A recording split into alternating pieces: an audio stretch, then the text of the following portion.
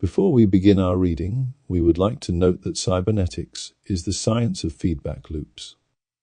Often it is confused with cyborgs and cyberspace. Cybernetics was initially developed to help early guided missiles self-correct onto their target.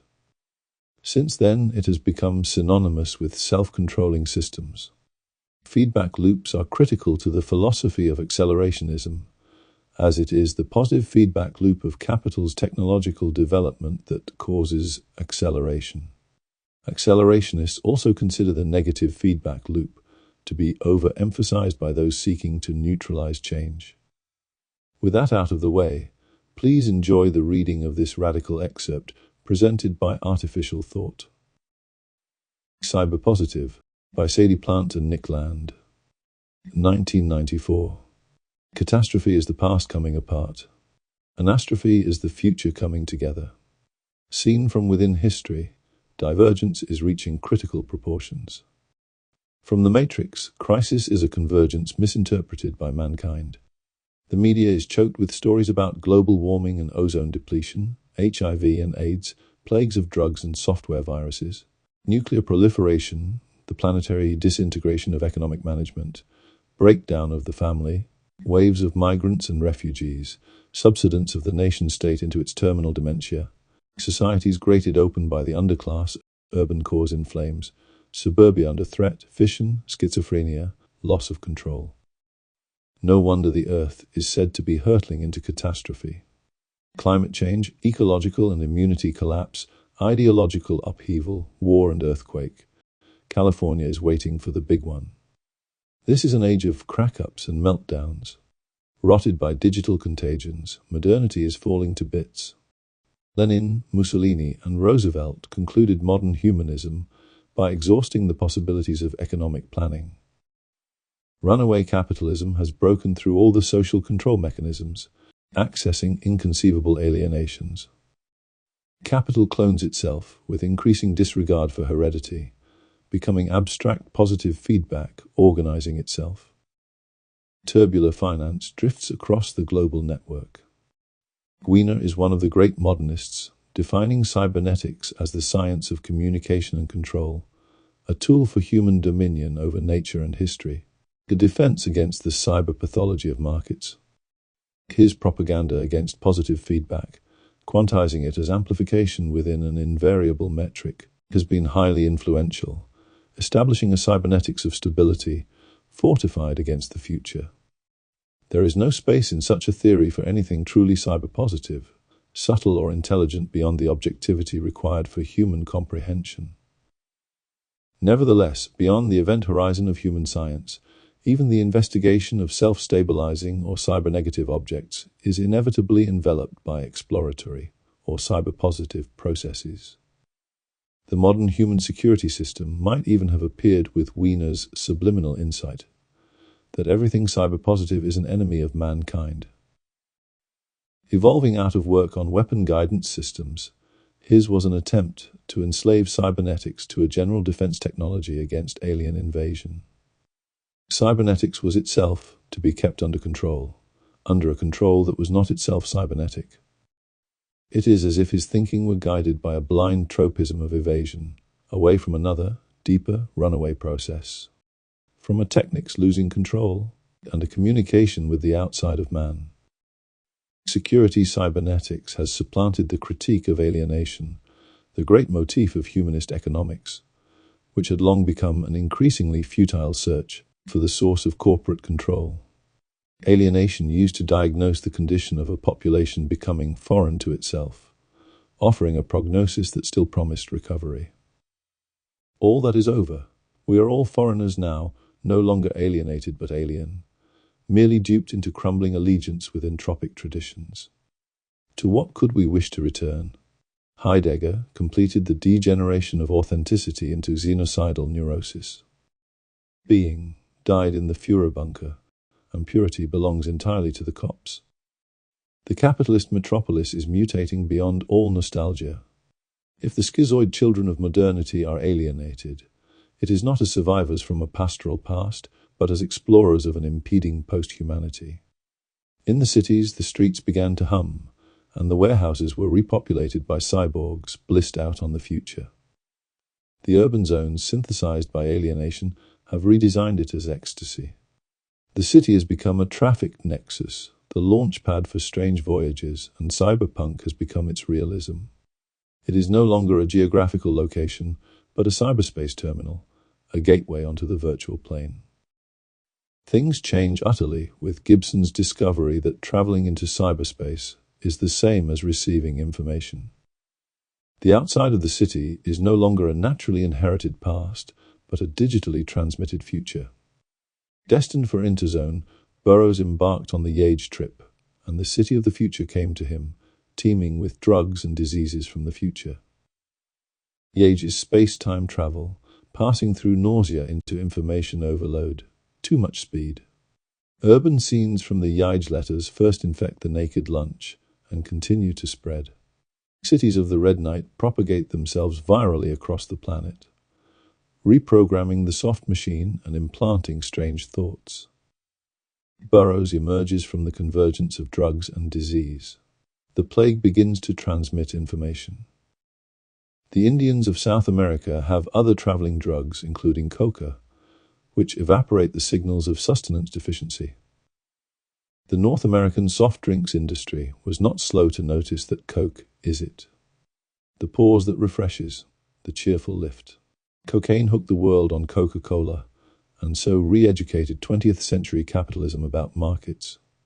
Addiction is the paradigm case of positive reinforcement, and consumerism is the viral propagation of the abstract addiction mechanism. The more you do, the more you want, runaway feedback. It's often treated as if it were a disease. When the Coca-Cola company moved on from trafficking cocaine, the South American drug cartels took over. Like Coca, the Museum of Modern Art sidelines hunger and lack.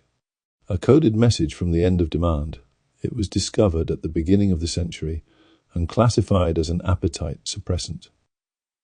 This was, to say the least, an insufficient decrypting of its design. Patterns emerge in the cool spaces of MoMA, mysterious convergences designed to be discovered. Chance is something else in the future. Chaos culture synthesizes itself with an artificial neurochemistry. Machine rhythm takes off with control. In the final phase of human history, markets and techniques cross into interactive runaway, triggering chaos culture as a rapid response unit and converging on designer drugs with increasing speed and sophistication.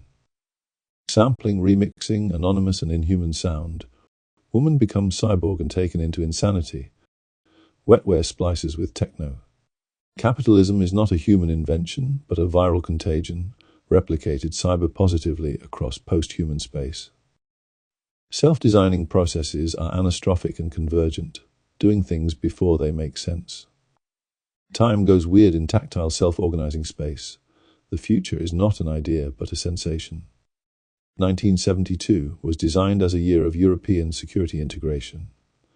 And as the whole system comes together, it becomes increasingly informative to simulate the thought of the cops. From the perspective of the security system, the invaders appear massively advantaged. Corporated entities of every scale, bodies, firms, states, and nations. Even the planet seem threatened by dangerous aliens. Terrorists, drug smugglers, illegal immigrants, money launderers, and information saboteurs are camouflaged in the flows of cross-border traffic, insidiously propagating their plagues. Paranoia has moved on since the 60s. Even the rivers of blood are now HIV positive. Foreign bodies are ever more virulent and dangerous. Insidious invasions of unknown variety threaten every political edifice. The allergic reaction to this state of emergency is security integration, migration policy and biocontrol, the medico-military complex. Immunopolitics and its cybernetic policing arise together. Because filtration and scanning are different dimensions of the same process, eliminating contamination and selecting a target. Ever more command, control, communications, and intelligence to track the aliens. What was SDI really designed for? Nothing compromises immunity more thoroughly than the effort to secure it. since every sophistication of security technology opens new invasion routes faster than it closes the old ones down. Post-war immunization weakens the immune system. Vaccination programs facilitate the contagion of immunodeficiency syndromes. Corrupt officials open the trafficking arteries, and intelligence computers are infested with viruses. The CIA were the first traffickers in LSD. Immunopolitics is in a state of panic. Delirial with anxiety, it further develops the conditions for its collapse. Europeans used to perish of diseases in the tropics, swathing their camps in mosquito nets as a defense against malaria. Now cyberpositive diseases are spreading strange tropics to the metropolis, and the screening systems are exploding out of control. The netting no longer filters out the invaders. They have learnt to infiltrate the networks. Now even the test programs are unreliable. The net itself is infected. This paranoid fantasy becomes Skynet in Terminator, the defense system switching into the enemy. Greg Bear has suggested that, from the outside, a computer becoming self-aware would seem to be undergoing a massive viral attack. Viruses are legible transmission, although you only know about them when they communicate with you. Messages from global virocontrol. Viruses reprogram organisms, including bacteria, and even if schizophrenia is not yet virally programmed, it will be in the future. Viral financing automatisms escaped the 19th century critique of political economy, just as viral infections escaped 19th century germ theory. They slipped through nets at the cellular scale, passing through the biosecurity membranes. The linear command pathway from DNA to RNA is the fundamental tenet of security genetics. The genotype copies God by initiating a causal process without feedback. But this is merely a superstition subverted by retroviruses. Viral reverse transcription closes the circuit, coding DNA with RNA, switching the cybernetics to positive. Tim Scully compares LSD to a virus. Incapable of autonomous replication, it must reprogram the human nervous system in order to propagate itself. Kaufman discovers LSD whilst working on a number of ergot-derived chemicals, and writes of a peculiar presentiment that guides him back to number 25, delta-lysergic acid diethylamide. In the control of this alien programming, he synthesized it with tartaric acid and consumed a dose of 250 micrograms. His first interpretation of the onset of LSD was to think he was being attacked by a cold virus. Drugs are a soft plague, infecting the nervous system of commodity cybernetics. Soft drinks and drugs flow in the wake of each other, and the war on drugs is a war on the markets of the future. The Kali cartel is a transnational marketing corporation with estimated assets of $1 trillion, selling cocaine along the Coca-Cola trail. The New World Order oscillates between the triumph of the market and the war on drugs. The sporadic telemedia celebration of spectacular drug seizures merely distracts from the inevitable failure of the narco-defense apparatus to stem the flow. A global capitalism fighting its own drugs markets is a horror autotoxicus, an autoimmune disease.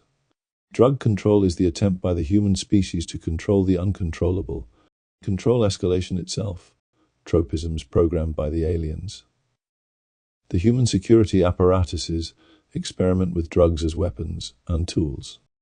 Their soldiers are stoned, energized, and anesthetized on a range of prescribed and proscribed pharmaceuticals.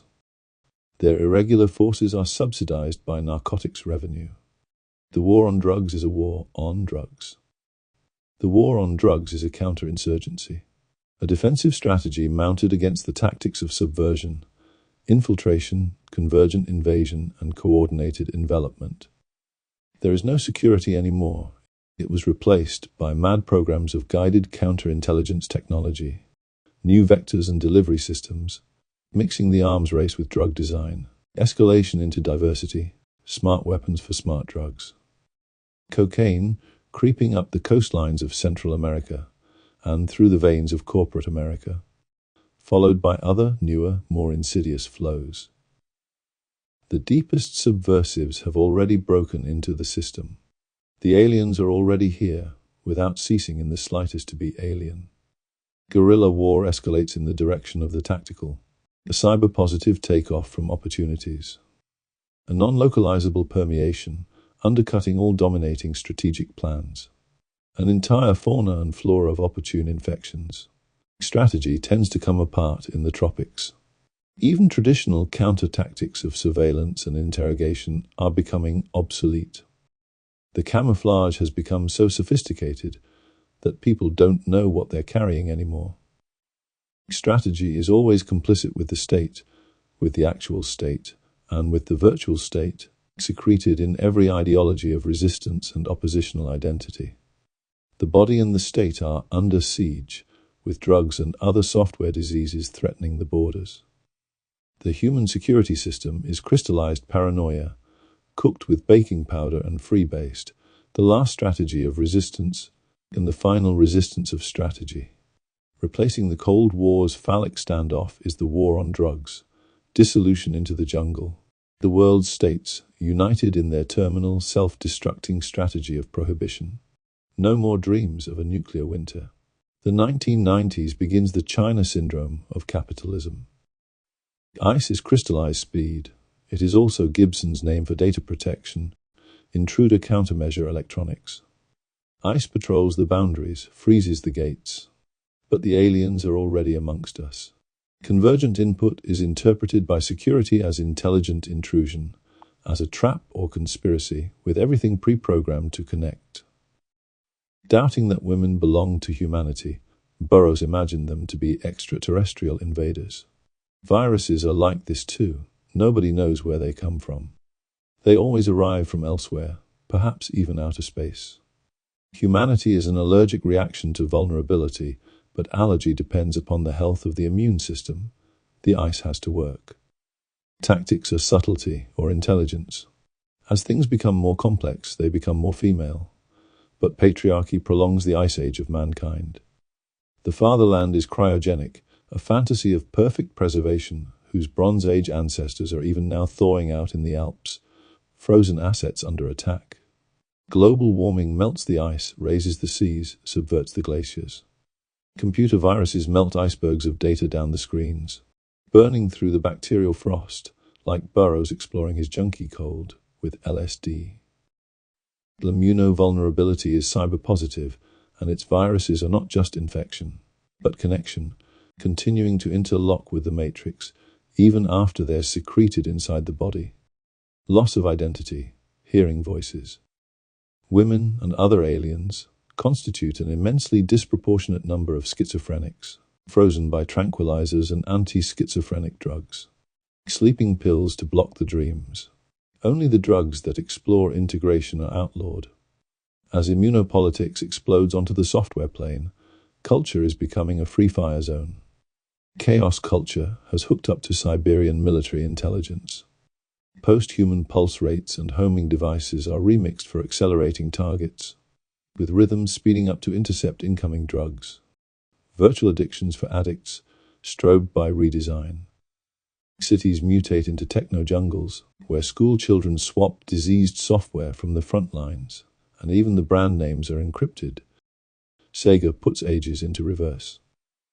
Gibson contracts the thought of cyberspace from video game arcades, watching the motor stimulation feedback loops, self-designing kill patterns.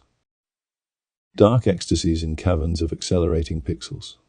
Before virtual reality became dangerous, it was already military simulation. Sudden transition from ice to water, phase change, punctual anastrophe of the system, is impact on convergent rather than metric zero. The Earth is becoming cyberpositive. We might not know what's going on, but we're getting warmer. Only the enemies of immuno-identity populate the future. This concludes our reading of Cyberpositive by Sadie Plant and Nick Land, presented by Artificial Thought. If you enjoyed this content, please like and subscribe. Thank you for your support.